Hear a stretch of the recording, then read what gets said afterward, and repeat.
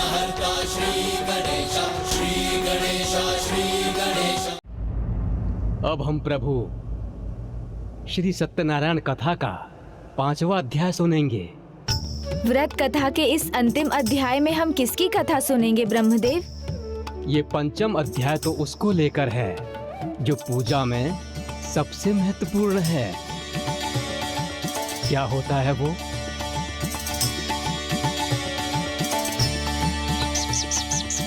प्रसाद।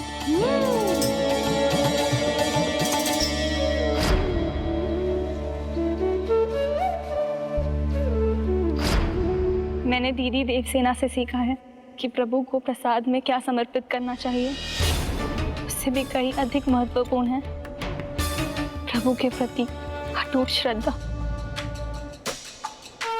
तो पूजा विधि?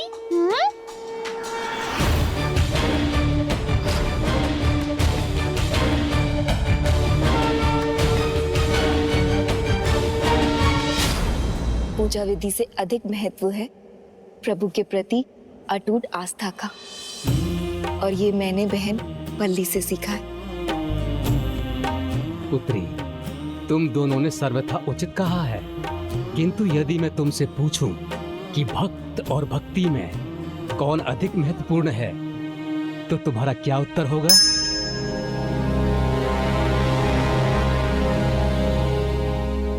विचार कीजिए। हो सकता है कि आपको इस प्रश्न का उत्तर श्री सत्यनारायण कथा के अंतिम अध्याय से प्राप्त हो जाए।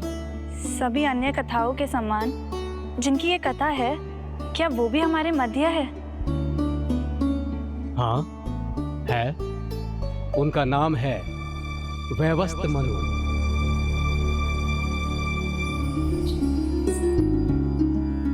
मैं वैवस्वत मनु आप सभी को सादर प्रणाम करता हूँ। वैवस्वत मनु की उपाधि तो बहुत उच्च होती है ना? प्रभु जी की कृपा से मैं वैवस्वत मनु इस जन्म में हूँ, परंतु अपने पूर्व जन्म में मैं तुंगध्वज नाम का एक राजा था। मेरे 100 पुत्र थे। एक अत्यंत बुद्धिमान, सुशील, सुंदर, धार्मिक धर्मपत्नी थी मेरी। समृद्धि से भरा एक राज्य था मेरा। किंतु दुर्भाग्यवश समृद्धि की अधिकता ने अहंकार की अति को उत्पन्न कर दिया था।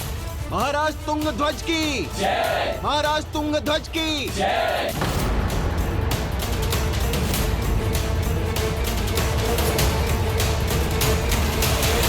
क्षमा करें महाराज, किंतु आप अचानक कहाँ जा रहे हैं?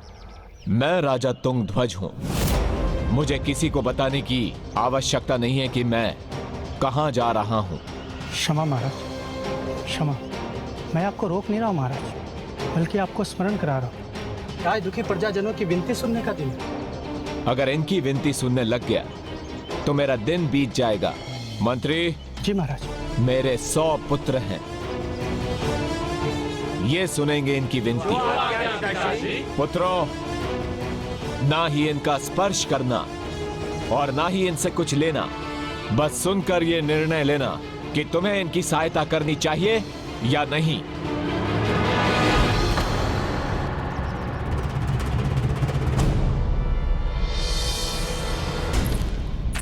स्वामी, आरती लेकर प्रभु की पूजा को स्वीकार कीजिए। आशीर्वाद की आवश्यकता उन्हें होती है जिनके पास कुछ नहीं होता। मेरे पास तो सब कुछ है। आखेट के लिए कुशल हाथ, 100 शक्तिशाली पुत्र, अनेकों संस्कारी पुत्र वधू, और आप मेरी अति सुंदर धन लक्ष्मी। ये सब तो प्रभु के आशीर्वाद और कृपा का परिणाम है स्वामी।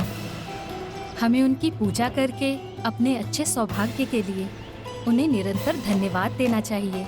लीजिए। महारानी,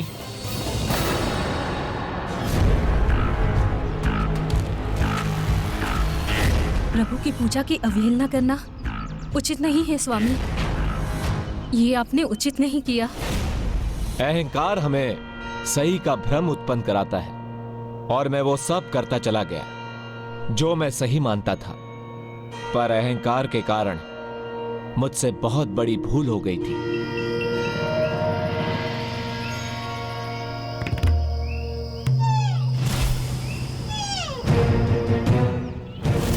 मृग, आज तुम तुंग ध्वज का आखेट बनोगे।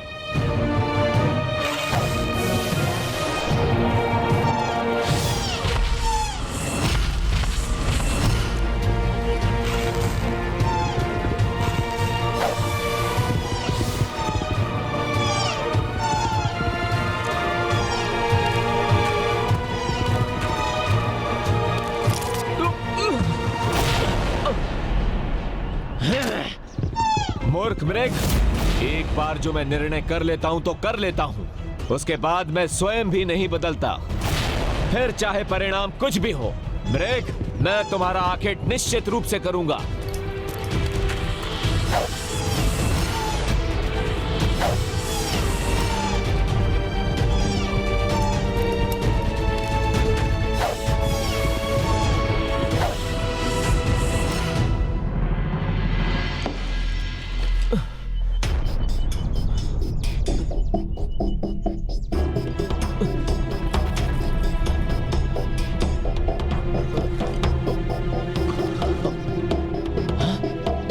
जल?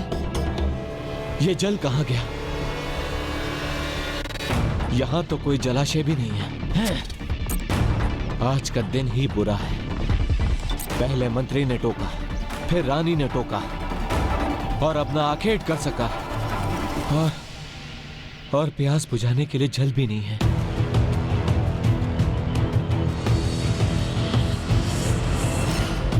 कुछ समय इस वृक्ष की छांव के नीचे विश्राम कर लेता हूं, संभव है प्यास बुझ जाए। बोलो श्री सत्यनारायण भगवान की जय। कैसी ध्वनि है ये, जो मुझे विश्राम भी नहीं करने दे रही है? कौन है? कौन है यहाँ? बोलो श्री सत्यनारायण भगवान की जय। वही चलकर देखता हूँ, संभव है वहां जल मिल जाए।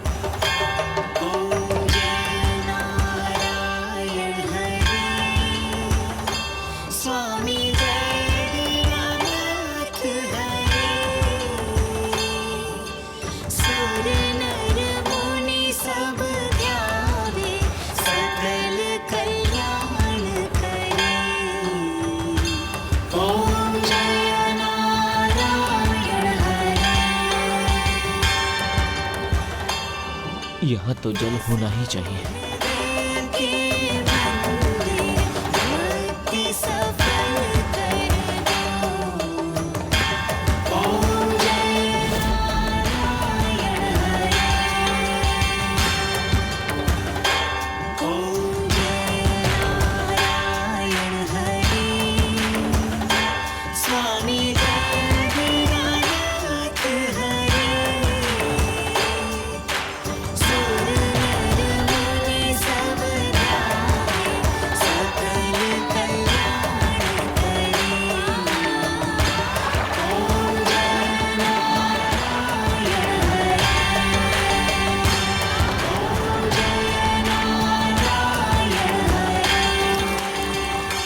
मैला जल पीने से अच्छा है मैं प्यासा ही प्राण त्याग दूं।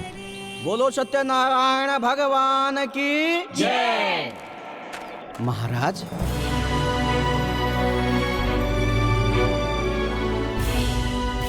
महाराज प्रणाम। महाराज आप यहाँ, आप बहुत ही उचित समय पे पधारे हैं। अभी हमने प्रसाद बांटना आरंभ भी नहीं किया था कि आप दिखाई दिए। महाराज आपका स्वागत है। महाराज स्वागत है यहाँ पर। हाँ हाँ उचित है। मैं प्रसाद लेकर आता हूँ महाराज। ये लीजिए महाराज प्रसाद और चरणामृत लीजिए।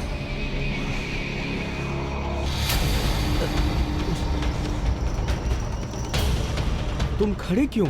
जल लेके आओ। देखती नहीं महाराज प्यास से कितने व्याकुल हैं। जाओ जल लेके आओ।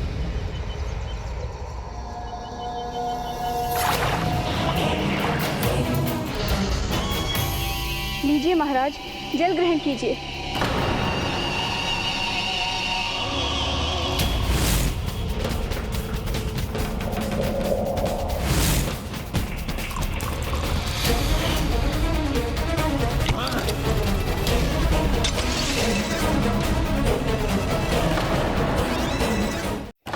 क्षमा महाराज, क्षमा, मुझे क्षमा कर दीजिए महाराज। निर्धन, दरिद्र ग्वाले, अपने मैले हाथों से मेरे पात्र में मैला जल मुझे देने का दुस्साहस कैसे किया तुमने? मुझसे भूल हो गई, मुझे क्षमा कर दीजिए महाराज, मुझे क्षमा कर दीजिए।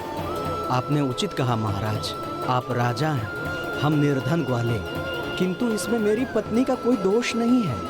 ये तो बहुत ही सरल स्वभाव की है। वो तो मैंने ही बिना सोचे समझे उसे जल लाने को कह दिया। महाराज, आप हमारा जल नहीं लेना चाहते, ये उचित है, किंतु ये चरणामृत तो ग्रहण कर सकते हैं। ये तो प्रभु का प्रसाद है, सर्वथा स्वच्छ।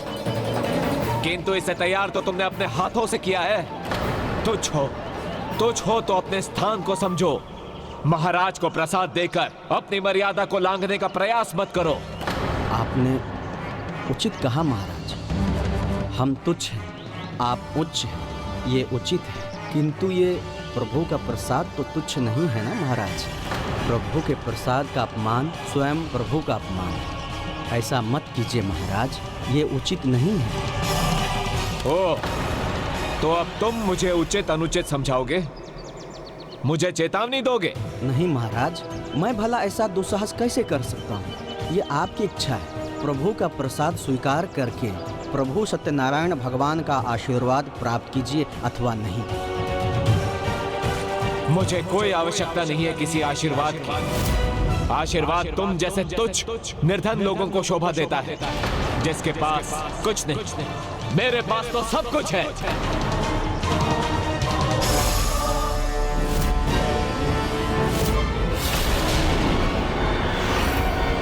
इतना अहंकार स्वामी, ये मूर्ख अहंकारी राजा आपका और आपके भक्त का इतना बड़ा अपमान कर गया और आप मुस्कुरा रहे हैं।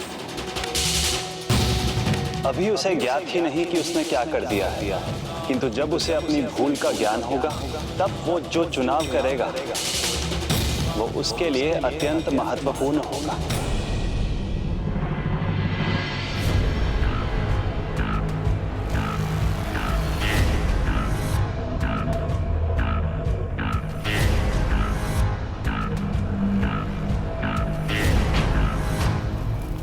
मेरा राजभवन खंडहर के समान कैसे हो गया? और यहाँ इतना अंधकार क्यों है?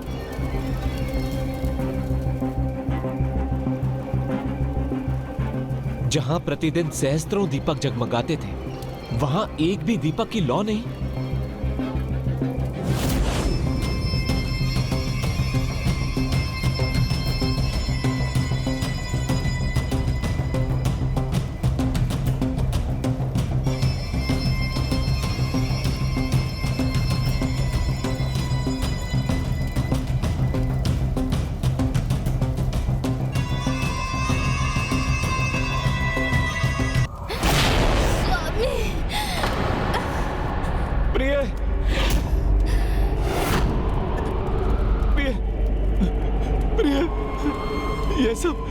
ये सब क्या हो गया?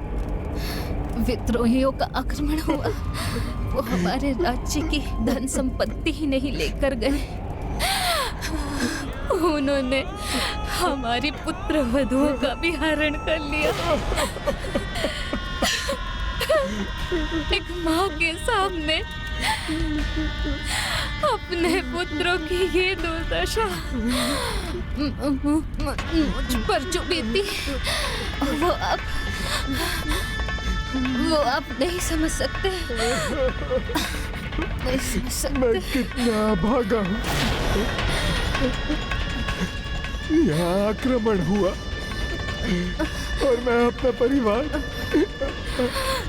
अपनी प्रजा को नहीं बचा सका। तो समझ जाइए महाराज, अब तो इस भ्रम से मुक्त होइए। आप नहीं, वो परम परमात्मा प्रभु है जो हम सबकी रक्षा करते हैं। आपने उनसे ही मुंह फेर लिया, उनकी अवहेलना कर,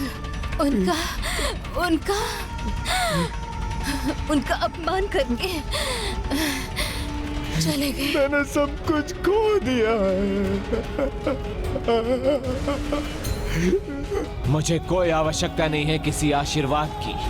आशीर्वाद तुम जैसे तुच्छ निर्धन लोगों को शोभा देता है, जिसके पास कुछ नहीं। मेरे पास तो सब कुछ है। स्वामी, आरती लेकर प्रभु की पूजा को स्वीकार कीजिए। आशीर्वाद की आवश्यकता उन्हें होती है जिनके पास कुछ नहीं होता। मेरे पास तो सब कुछ है। प्रभु के प्रसाद का अपमान स्वयं प्रभु का अपमान है। ऐसा मत कीजिए महाराज, ये उचित नहीं है। प्रभु की पूजा की अवहेलना करना उचित नहीं है स्वामी। ये आपने उचित नहीं किया। हे प्रभु, हे नारायण, कृपया मुझे क्षमा कर दीजिए।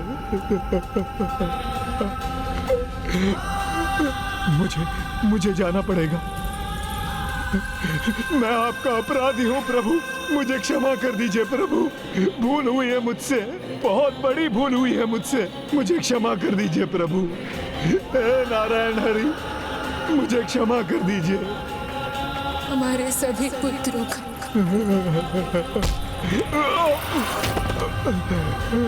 उन्होंने हमारे पुत्र वधु का भी हरण कर लिया।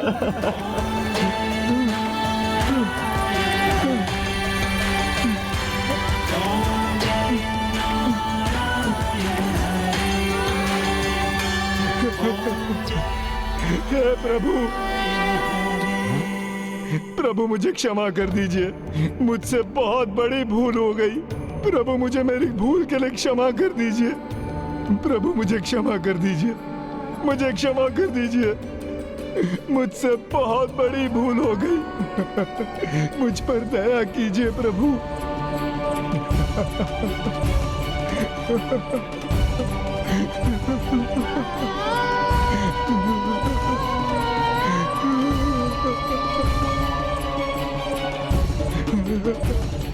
मुझे क्षमा कीजिए, मैं आपकी क्षमा का प्यासा हूँ। मुझ पर कृपा कीजिए प्रभु, मुझे मेरी भूल के लिए क्षमा कीजिए, मुझ पर दया कीजिए।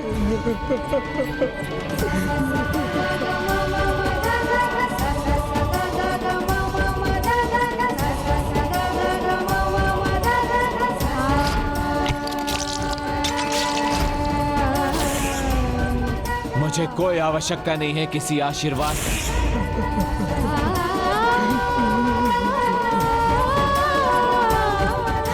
मैं आपका दोषी हूँ, मैंने दुस्साहस किया है। भक्तों का अपमान स्वयं प्रभु का अपमान होता है। प्रसाद का निरादर स्वयं भक्त का निरादर है। ईश्वर के बनाए इस संसार में भेदभाव ऊंच नीच करने वाला मैं कौन होता हूँ? मैं आपके क्षमा के योग्य भी नहीं हूँ, फिर भी मुझे क्षमा कर दीजिए, अन्यथा प्रभु मुझे कभी क्षमा नहीं करेंगे।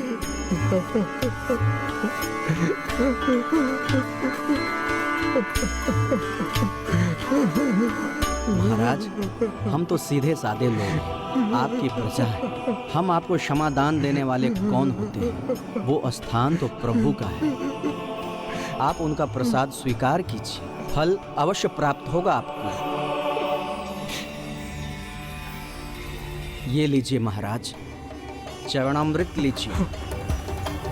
ओम जय नारायण हरे, स्वामी जय दीनानाथ हरे,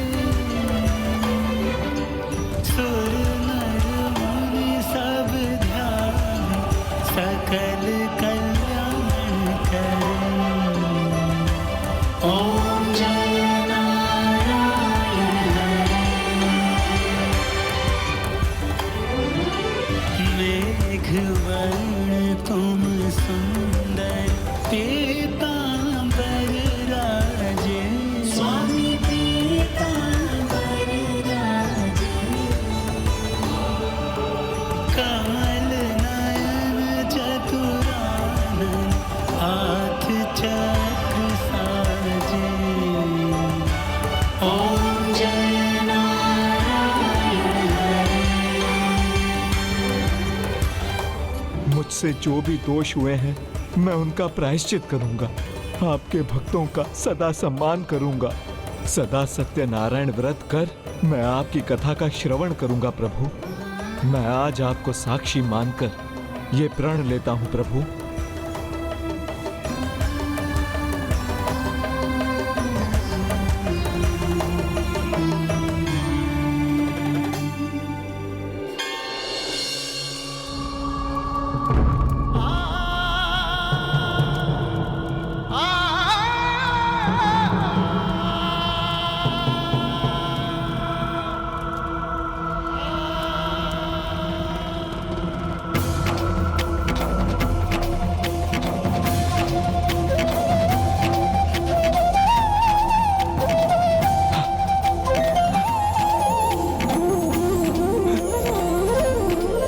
पुत्रों,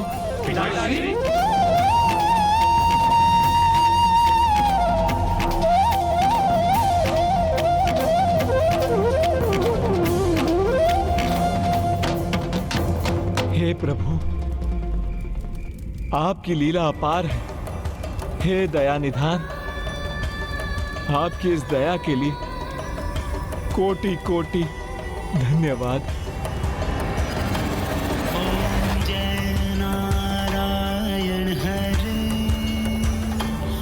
श्रीमन नारायण नारायण हरि हरि, श्रीमन नारायण नारायण हरि हरि, भजमन नारायण नारायण हरि हरि। स्वामी,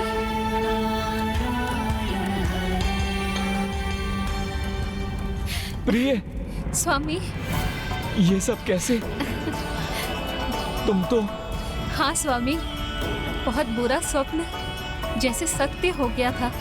ऐसा लगा जैसे हमने सब खो दिया है। आपके हाथों में हमारी मृत्यु हो गई थी। फिर जैसे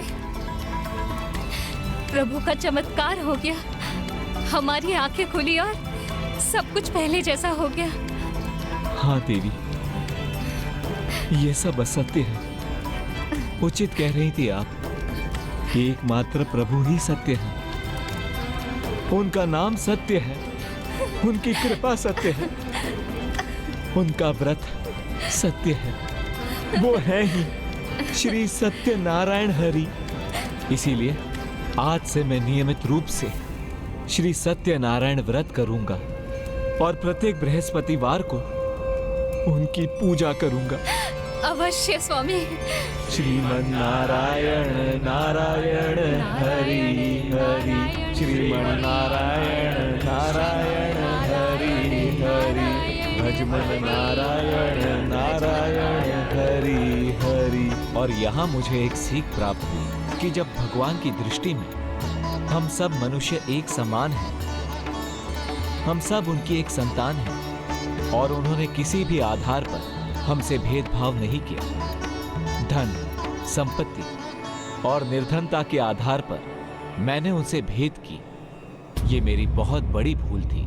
इसीलिए मैंने निर्णय लिया कि अब मैं सबको एक समान समझूंगा, मैं सबको सम्मान दूंगा और मैं कभी भी किसी के साथ कोई भेदभाव नहीं करूंगा। उस दिन के बाद जहां भी प्रभु जी की पूजा होती थी, मैं वहां अवश्य सम्मिलित हो जाता था। फिर चाहे वो लोहार का घर हो या फिर किसी लकड़हारे का घर, किसी धनवान का घर हो या किसी दरिद्र का घर, मैं सदैव प्रभु का प्रसाद प्राप्त करने के लिए वहां पहुंच जाता था।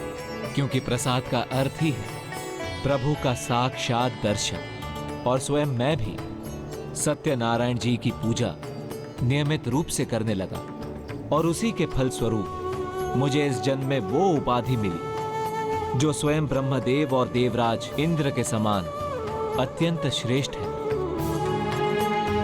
उनके कारण मैं मनु बना और वो गोप और गोपियां जिनके कारण मेरी आंखें खुली, उन गोप और गोपियों को गोलोक में निवास का सौभाग्य मिला। अर्थात इस अध्याय से हम ये सीख प्राप्त करते हैं कि जीवन में मधुरता और सामंजस्य का आधार प्रभु का आशीर्वाद ही है, जिसकी प्राप्ति का माध्यम कोई भी बन सकता है। इसीलिए छोटे बड़े का भेद ना कर सबको समान मानकर सबके साथ प्रेम व्यवहार रखना चाहिए। क्योंकि यही सत्य है और यही है श्री सत्यनारायण कथा का सार।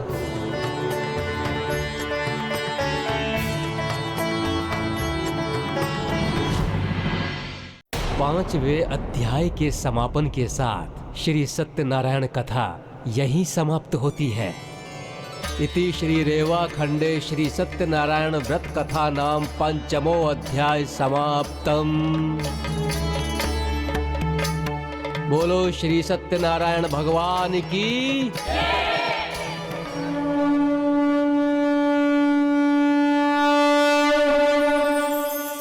हृदय से बोलिए सत्यनारायण भगवान की जय। सत्यनारायण भगवान की जय।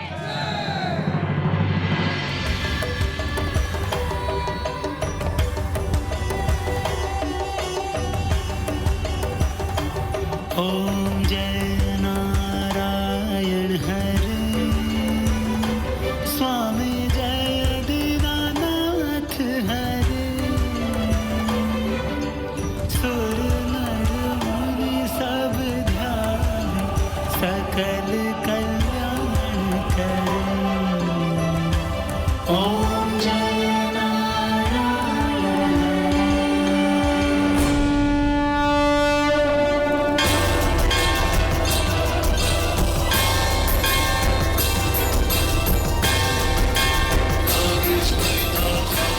प्रतीत होता है कि जिनके आगमन का आभास हो रहा था वो अब अत्यंत निकट पहुंच चुकी हैं।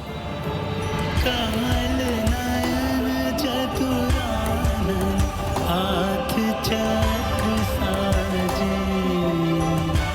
ओम जय नारायण हरे।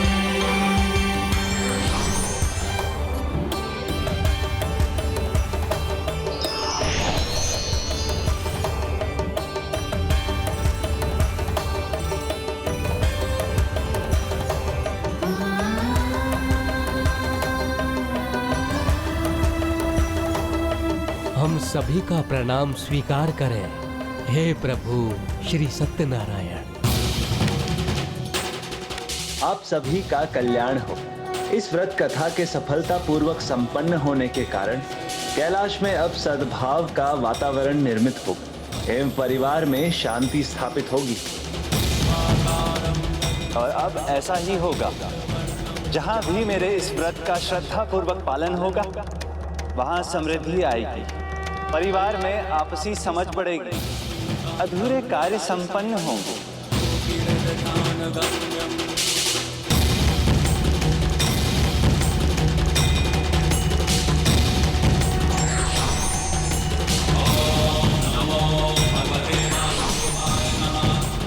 बोलिए प्रभु श्री सत्यनारायण भगवान की।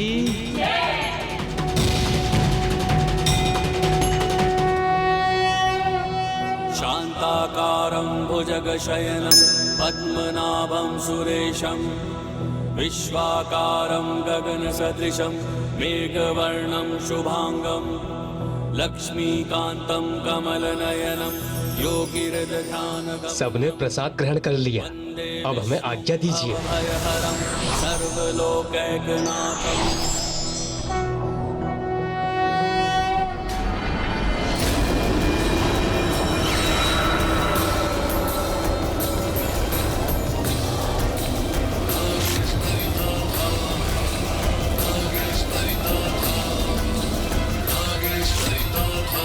लीजिए देवर जी, प्रसाद ग्रहण कीजिए। धन्यवाद भाभी माँ।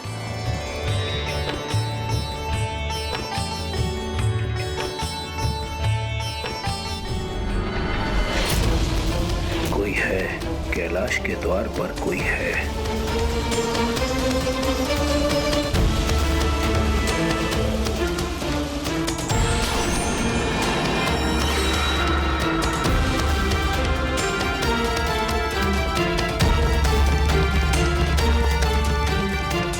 पिताश्री ने संकेत से माता को शांत कर दिया, इसका क्या अर्थ है?